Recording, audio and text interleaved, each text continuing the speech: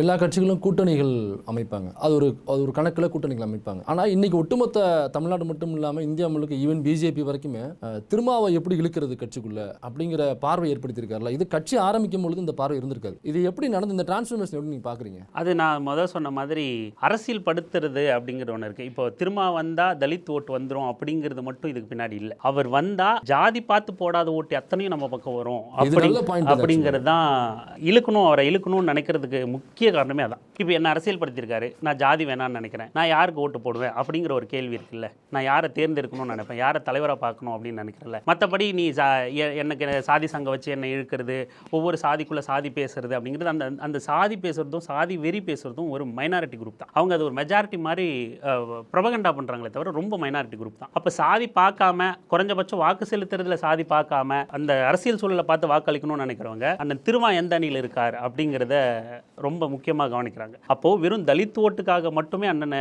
வந்து இழுக்கணும்னு பார்க்கல. பொதுவான மக்கள், சாதி பார்த்து வாக்களிக்காத மக்கள், அரசியல் சூழலை பார்த்து வாக்களிக்கணும்னு நினைக்கிற மக்கள்லாம் வந்து இவர் இருந்தால் அந்த பக்கம் வாக்களிப்பாங்க, அந்த அணிக்கு வலுவாக இருக்கும் அப்படிங்கிறதான் இதுக்கான முக்கியமாக. அதனால தான் அந்த மெஜாரிட்டி கூட்டத்தை நம்ம பக்கம் திருப்பணும் அப்படின்னு எல்லா கட்சியும் போட்டி போட்டு இழுக்கிறாங்க. இவர் வந்தால் அந்த பார்வையை மாறிடும், ஒரு சலசலப்பு ஏற்படுத்தும். இவரே வந்துட்டாரு, மற்ற கட்சிகளுக்குள்ள ஒரு சலசலப்பு ஏற்படுத்தி எல்லாரும் நம்ம கிட்ட வரலாம்,